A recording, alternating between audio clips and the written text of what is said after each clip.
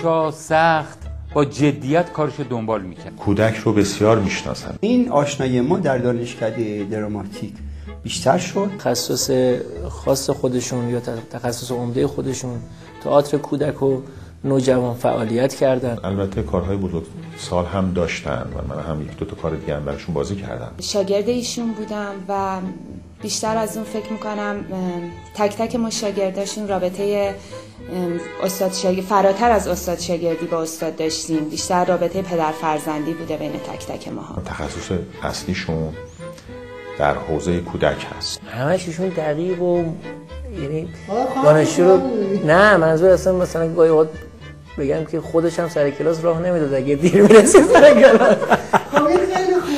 خیلی خوبه.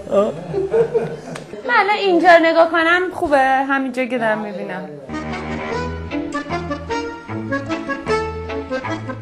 با آقای حسن دولت‌آبادی درباره این فیلم گفتگو خواهیم کرد.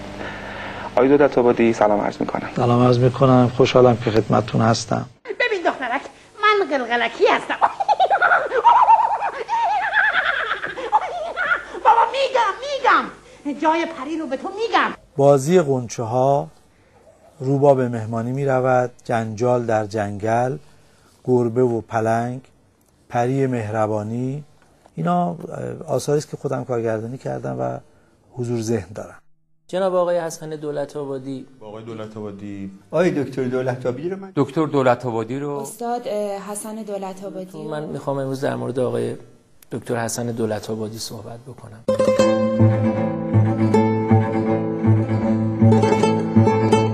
من متولد 1335 میشه 54 سال.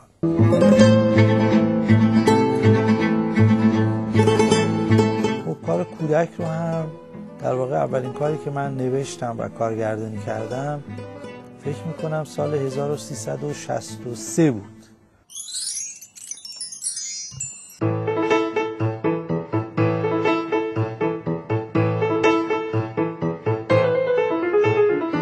مورد توجه یونسکو هم قرار گرفته و کشورهای زیادی ازش استقبال کردن. طرح جدیدی است در دنیا که برای اولین بار ارائه شده.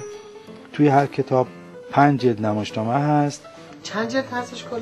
30 جلده. همین نمایشنامه‌های آسان من هی جاهای مختلف میشنوم دیگه.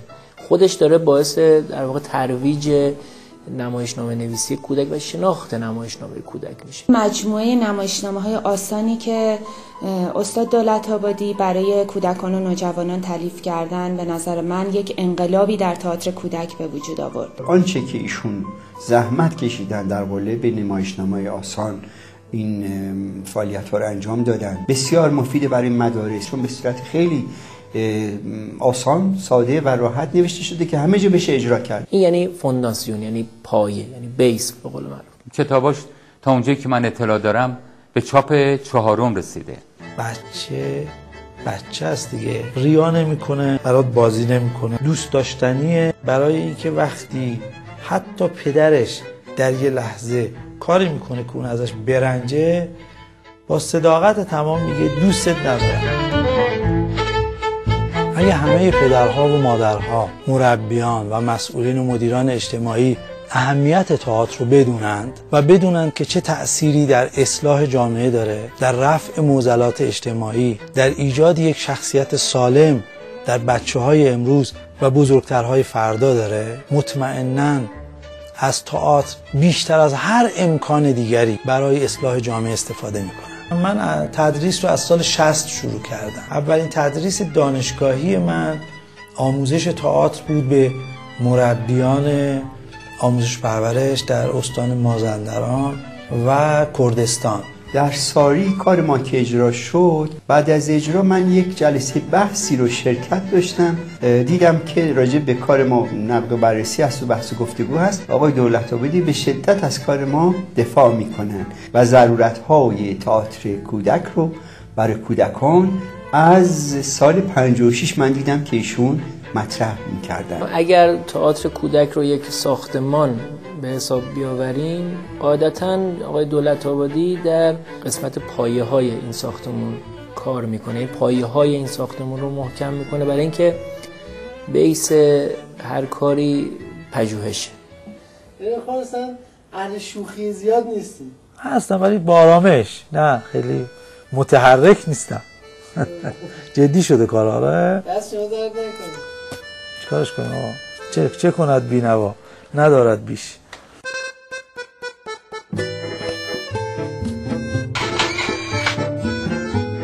من تئاتر باور دارم.